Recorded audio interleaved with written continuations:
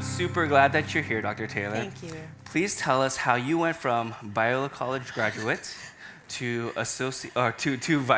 senior vice president and provost of the university. Okay, so it was not a traditional journey at all. I would not recommend it to anyone in this room. So I am not giving a recommendation for my life. My life, I think, is just a testimony to God's goodness and faithfulness if we love Him and want to serve Him.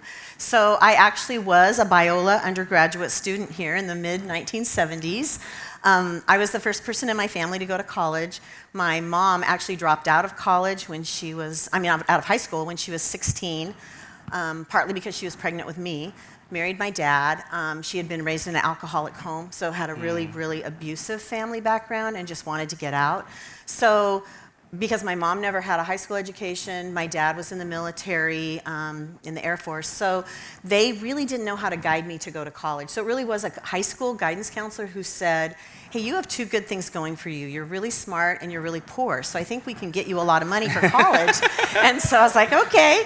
And at that time, I was having kind of a reawakening spiritually and just feeling a calling to some form of ministry. I didn't know if it was education or church ministry.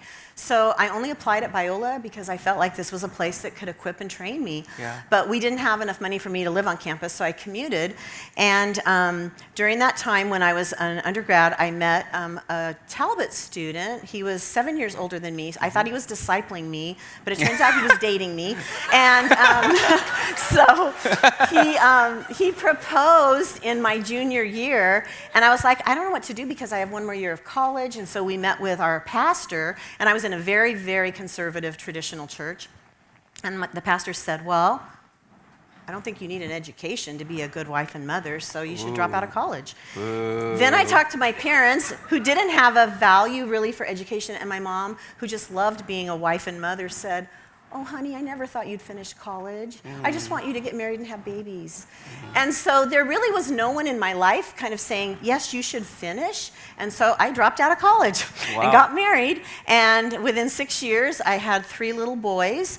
And then once they reached school age, I did kind of start to regret, wow, I wish I had finished my college degree, because now I think there's opportunities that I don't have that I wish I had. So I kept thinking, I just wish I could come back to Biola, but I don't know how I would do that now. But they had just started this program called the Bold program, where you could just take classes one night a week or on Saturdays and finish your degree.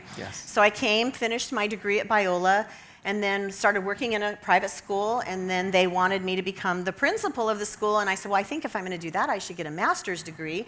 And they said, well, we'll help you pay for it. So I came back, got a master's degree, did that role for a number of years, which I loved, and then just kind of went through a time of a little bit of restlessness and feeling like God might be leading me to do something different. And one of my professors at Biola had called me and said, hey, we'd be interested in maybe hiring you to come on board. So I came, originally in a staff position, worked on my PhD, got a faculty position, did that for 10 years, teaching in the School of Ed, which I loved, working with new teachers. And then I got asked to move into assessment and accreditation, which was something I had done for School of Ed.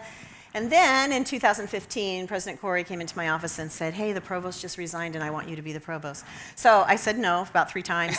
But if you don't know President Cory, he's very persuasive. And so eventually I did say yes, and then now I've been in that role since then. So definitely not the path that I would have expected, but definitely the path that God has been faithful in. Yeah, and I'm so glad that you said yes. Oh, thank you. And you went from college dropout to getting a getting a doctorate in diversity. I did. That's awesome. I love that. Right? So getting that doctorate in diversity, how has that equipped you in your role today? Yeah, so when even though I grew up in a really lower middle class home, we were in a very, very white community. And so when I started my graduate work, I started taking classes and being exposed and learning a lot about groups of people and realizing, wow, there are so many groups that are marginalized and don't have a voice because either socioeconomic status. I had experienced that a little bit as a first-gen student, because being first-gen wasn't cool back then like it is now. It was kind of like something you felt ashamed of because you felt like you didn't fit.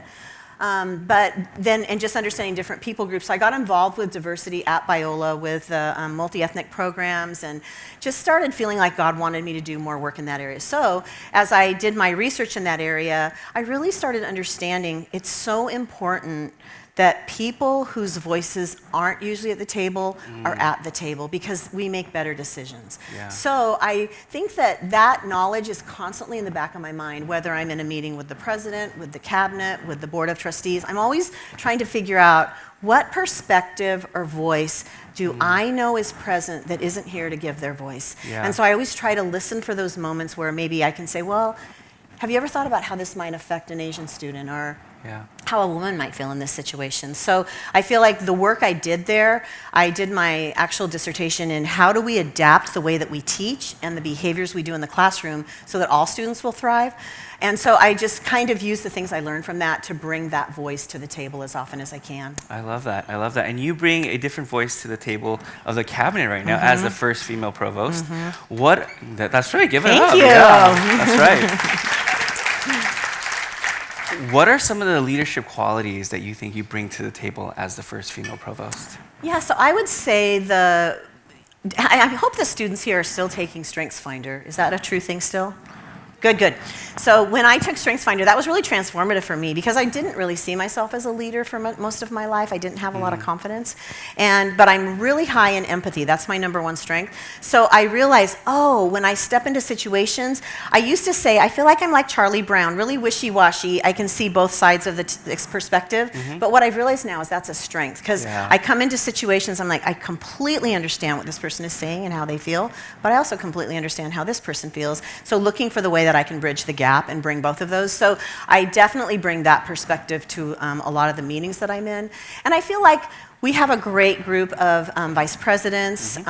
We have a wonderful president. We have just great teams on campus. But I do find that in this role, I'm in a lot of conversations where I am the only woman in the room. Yeah. And that can be hard, especially if you're I consider myself a little bit more maybe shy and careful about what I say. So I'm always trying to listen carefully before I speak. But one of the things when President Cory asked me to take this job, I spent about a week fasting and praying. I didn't give up food that whole week, but I did fast and pray. And the Lord took me to several scriptures, and one of them that convinced me to say yes was Isaiah 50, verse 4, where he said, the sovereign Lord gives me the words to bring comfort to the weary and to sustain them. And he wakes me in the morning and helps me to understand what to do. And so during that week when I was praying, I woke up at 3 o'clock every morning and then could not go back to sleep. And I thought, so if God really wants to show me something, he'll just wake me up and tell me, So I still kind of follow that model. Like if I'm in the midst of really agonizing over a decision, I make sure that I get up really early, spend time alone with the Lord to listen to him. Yeah. But I feel like he showed me that if I said yes, I had to bring everything of who I am. And that it would be, as a woman, bringing a different perspective a lot of the time. And that's what I find it is. I bring a different perspective, but I feel like it's respected and welcome, but it sometimes involves a little bit of education to help them understand some of the things that maybe they hadn't seen before. Yeah, that's great. Can you share a story or two about where you see your influence being played out? And where have you seen yourself being fully present in your leadership qualities? So actually, my very first cabinet meeting, it was my very first time being around the table on the president's patio with all the male VPs and the president. I was very nervous. Yeah. And so I walked in, and I was kind of hoping that I could just listen and watch and not have to say a whole lot the first time, because I didn't really even understand how their meetings worked.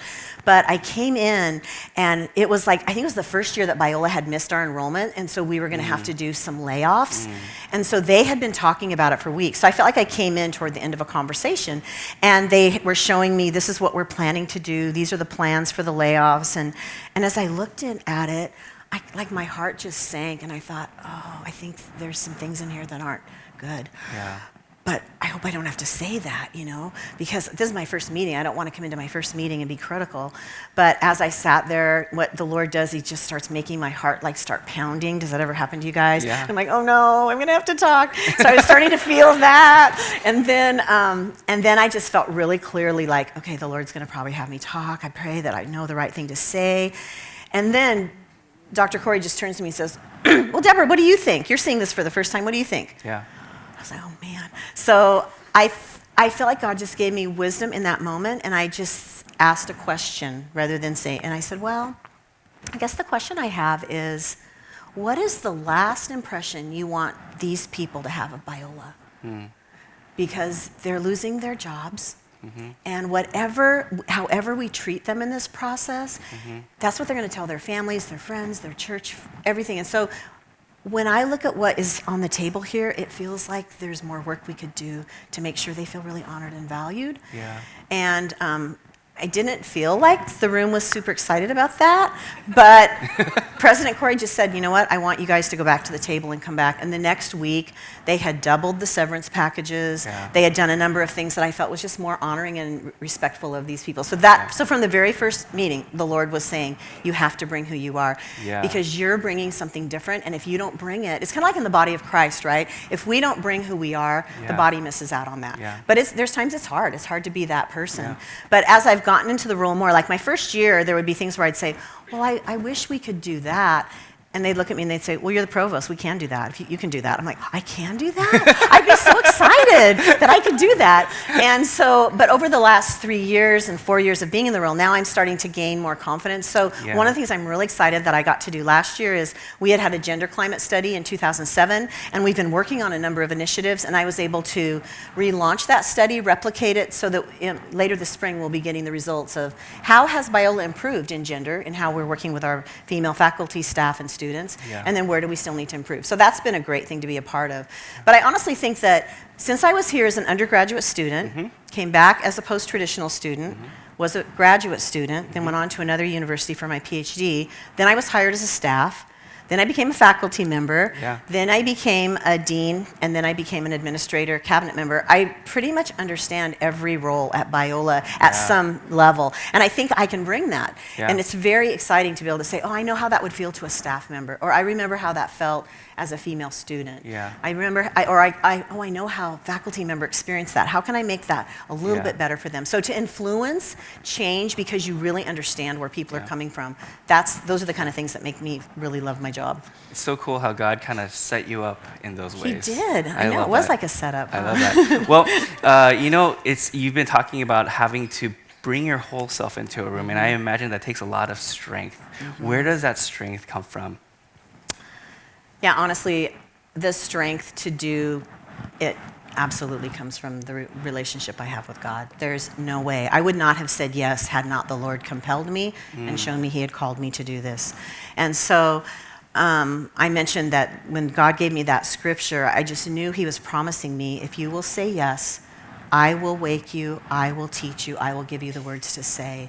And so I'm very intentional about getting up early every morning, spending a good hour and a half with the Lord. And then the other practice that I think is essential, and I wish I would have learned it when I was in college, was to observe the Sabbath. Because I know that then I have a day of rest, a day to go deeper with God, a day to just kind of let my body and my soul find rest. And so like at the end of a really hard week, I'm like, okay, it's Friday, but I'm gonna get a Sabbath this weekend. And then that carries me through the other parts of the week. So that's a huge part of where strength comes from. I think it also comes from community, networking with other people that either understand the work that you're doing, that can speak into your life. And then honestly, last year, something that brought me additional strength in my job is I retained an executive leadership coach. I went to a women's conference, and a lot of the women there were talking about having these coaches. So I thought, oh, I'd like to try that. So I hired a coach, and it was so transformative because she really did help me to understand how some of the things I experience really are because when you're the only woman in the room or the only person of color in the room or even the only male in the room, you're going to experience that environment differently. So how do you step into that? And she gave me just really practical advice. Like one piece that I would share is that she said, when you're in the meetings and you're the only woman there, make sure that you come prepared and you have something to say about everything on the agenda, even if it's just to say, I am so glad that's on the agenda today. And then she said, try to be the second person to speak. Because if you wait till the end, and this is what happens, right? Everybody says all the good things, and then you're left saying, okay, now what am I going to say? Or it looks like you don't have a lot to contribute. So even just little things like that have strengthened me and given me more confidence to step into the role more fully. Such good wisdom right there. I'm going to take that when I'm in a room too. Okay. Be number two. We're going to call a timeout. We're going to invite our worship team to lead us in a reflection song, and we're going to invite you guys to text in questions, and Dr. Taylor will answer them right afterward. Here's a question. Okay. How have you grown as a person returning back to Biola after raising a family versus when you dropped out of college? Do you have any pressing fears or worries returning back to that learning environment? Oh, what a good question. Yeah, so I was very nervous coming back to school, but I was also so excited. I think the fact that I had kind of those regrets and desire to come back and learn, I felt like everything about learning felt really fresh again. And I had experiences in my life to connect my learning to, which made me feel like I was learning it more deeply and I was applying it all the time. And my husband was great. He had all of our kids take over housework chores so that I could study. Sometimes when they were done, I didn't know they had actually done it. And I'd say, oh, didn't they do their chores? And he's like, honey, relax your standards a little bit. But he helped me that way. I had a lot of support. But I had fears, but I felt like once I got back in the learning environment, it just felt like I was back home again. So I actually loved it. Yeah, great. Here's another question. Okay, I'm going to, here we go. I've got a question in my head I'm going to ask you when we, okay, here we go. Here's a question. What advice do you have about being mindful in how we acknowledge the diversity in a room without calling people out or putting them on the spot? That's so good. I think in the beginning I probably did that very poorly because I was so curious to help understand other people's perspectives. So I think a lot of it I find now is listening when I'm in other contexts so that I can come to a place with a perspective of I kind of know what people are wrestling with and doing reading so that I'm aware of some of the issues. But I think that a lot of it is just inviting people's voice to the table. So it's not so much calling them out as saying, I feel like there might be some perspectives that we haven't heard.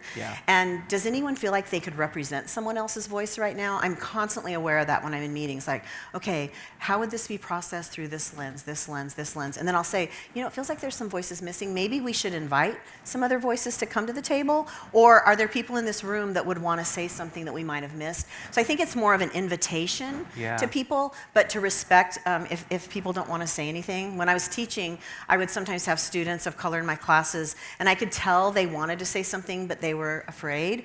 And so I would just wait and give them time to feel comfortable that they were in a part of a community, and then eventually they would feel safe to do that. But I definitely don't think we should call people out and put them on the spot. But I think we can embody a demeanor that's welcoming and that's constantly saying, it does feel like we mainly just have one or two perspectives here. I think there's other perspectives that we should be listening to. Great. Here's another question. What are some practical ways people who have not experienced racial oppression can better empathize with those who have? I think one of the best ways is, first of all, to listen to their stories. People's stories are so powerful. So that's why I got involved with multi-ethnic programming, and I would go to events where students would share their pain. That really helped transform me into saying, okay, these people have had a completely different experience than me. I can relate to it from a socioeconomic place. I can relate to it as being a woman, but there's still something different that I need to lean into. And then I think that when you listen to someone's story, you start to say, is there a place where I can figure out that I can invite them in and I can displace myself into an environment. So I took a class at Talbot, one of the first times I was in a class where it was all male seminary students and I was the only woman. And I was amazed how different and inhibited I felt in that environment. So the fact that I experienced that, then I can understand, this is what it feels like for people of color sometimes when they feel like they're being ignored or not seen. And so I think when you can put yourself in a different church environment or community where you experience what it feels to be the only one, then not only do you have their stories, but you have a personal experience of what it feels like. Yeah, so good. Okay, here's another question. Have you seen a change in the role of women at Biola throughout all the time you've been here, from being a student until now? I have. When I was a student, first of all, we all had to wear dresses. Can you imagine having to wear a dress? That was a thing. Really? Yeah, and they had to be kind of long under the knee too. Anyway, but I see we have way more faculty women in leadership, in teaching in our classrooms. We have way more women in leadership than we had before. We have women on our board of trustees, which we didn't have before. So, and I feel like women are becoming more confident of how to bring their voice to the table. So yes, I've seen a change. I think there's still room for growth. I think there's places where we can still do better, and I'm looking forward to being a part of helping that happen. But there definitely has been a change. It's been, 35 years, so that was a long time ago. Yeah, great. Here's another question. What advice do you have for discerning where God wants you to go career-wise? You know, this probably sounds overly simplistic because I want to really, the one thing I did want to say today, and I'm glad that this question came up, is I don't want women to feel like because of my experience, they can't aspire to leadership and aspire to do great things. If you want to be president of a university, that is fantastic. If you want to be president of the United States, I guess that's fantastic. I wouldn't want that job, but I want women to aspire to be in places of leadership. But I think when you want to know where God might want you to go, I think first of all, you just spend a lot of time listening to Him, just saying, God, what do you have for me? And I feel like in that journey for me, He helped me identify, well, what are the things you love? Because you want to be in a career that you love what you're doing, that it's satisfying and meaningful, but you also want to be in a career that you have strengths in. So math was never my favorite subject, so I never wanted to be an accountant. So that would not have been a good career for me. So I think it's important. I knew that I loved people. I knew that I loved teaching. So I wanted to be in something where I would be involved with people and teaching, but I would never have imagined it would be administration. I thought it was going to be teaching, and I would have been very happy to stay in teaching all my life. But when we're open and saying, okay, God, I'm willing to go wherever you have me go, but I'm interruptible, but I also want to make sure that I'm utilizing the strengths. And you'll also need to listen to other people because they're going to be affirming you for things that they see in you. Yeah. And that was a big part of my journey, was having other people speak into me where I didn't have confidence in myself. Great, thank you. Here's another question. What has been your favorite aspect of each area of higher ed you have been in? Oh, man. So when I was first at Biola in a staff position, I did academic advising, and I loved that job. I loved academic advising. Every half an hour, I would be with a new student, hearing about their life. I'd interview them about their experience at Biola. I'd help them find the right classes, and I would then pray with them about what's going on in their life. I loved my job there. And then when I was a faculty member, I loved teaching. I loved coming into a classroom, creating a community where for that semester, we would be a community that would never, ever happen again. And how do we make sure what we do in this room changes us forever? I loved that. In my job when I first started doing the assessment accreditation, I loved that I got to meet everybody on campus because I'd been in one department. And I was like, oh, now I'm meeting the people at Talbot and understanding them and the Rosemead. And so having that broader look of the university, that was fun. And it really prepared me for where I am now, because when I stepped into this role, I'm like, okay, I know all the academic programs here, I know all the faculty. So it wasn't like there was a big learning curve for that part of the job. But I would say that what I love at my level now, it's really a hard job, because there are a lot of problems to solve, especially right now in higher education. But I love that I get to bring a voice to the table that influences positive change. So whenever I can do something and I'm like, oh, I think people's lives are going to be a little bit better because I got to speak into that. And I've seen multiple times where decisions went differently because I had the courage to speak up, and I knew it made things better, especially for people that normally don't get to speak. So that's my favorite part of my job. I love that. I love that. Here's another question. If you could do any other job at Biola, what would it be? Oh, man. It's not the president, I'll tell you that.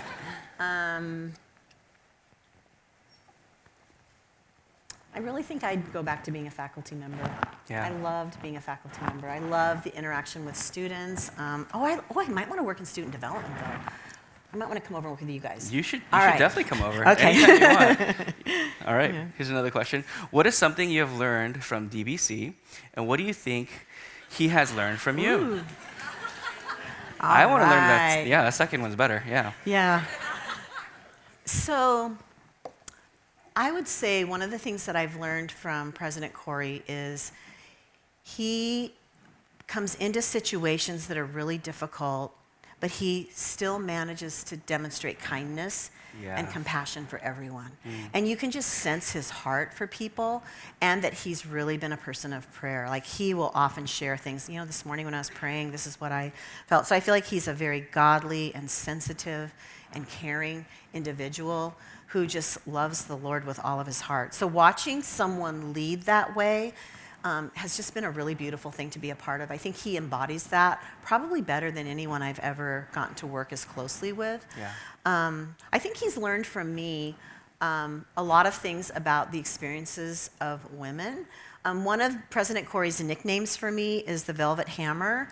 And I think that's a compliment because he says, you know how to go into situations and bring really hard news to people, because there is hard news that you have to deliver in your job, but you always do it with just compassion and gentleness that people feel loved. And so sometimes now he'll say, hey, I'm going to have this hard conversation. Deborah, how would you approach it? How would you go about it? So I think I've been able to help him, because he would tend to probably, just like all of us, want to avoid those hard conversations. So learning how to step into those that way, I think that's one way we both have kind of been able to bounce off of each other. I love that. I love that. Well, as a way to close, we always ask our guests, what biblical principles have shaped your ideas for today?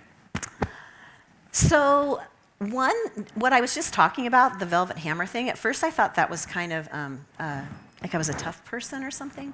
But there's a verse in Proverbs, I think it's Proverbs 22:29, where it talks about, no, it's Proverbs 25:15, where it talks about, in one of the translations it says, you can use kindness and patience to persuade people, and you will change their minds, and your gentle wisdom will overcome their resistance. And so I think that's a lot how I lead. I try to use a lot of patience and listening and kindness to overcome the resistance. But at the end of the day, if I have to make a hard decision, I will, because I know that's what this job requires. So that's been a passage I've thought about a lot. I think that one of the passages that is really influential for me right now in my life is Psalm 16:8, where it says, I have set the Lord continually before me. Because he is at my right hand, I will not be shaken. And there's many days that I say, okay, Lord, what does it look like to set you before me in this situation? I look at my calendar and there's a meeting that I'm dreading. And I'm like, okay, what does it look like to set you before me? And to pray this through. And then when I go into the meeting, say, the Lord is right here at my right hand. I don't need to be shaken. He is with me. And then I think a verse for most of my life, because I've tended to be a person that struggled a little bit with anxiety, is Philippians 4:6 and 7, that just not to be anxious, but we can craft our worries into prayers and give them to God, and that he will give us his peace. So those are things that I think have shaped my life a lot. Discover who you're called to be at Biola University, a leading Christ-centered university in Los Angeles, with programs on campus and online. Subscribe for more of our videos and learn more at biola.edu.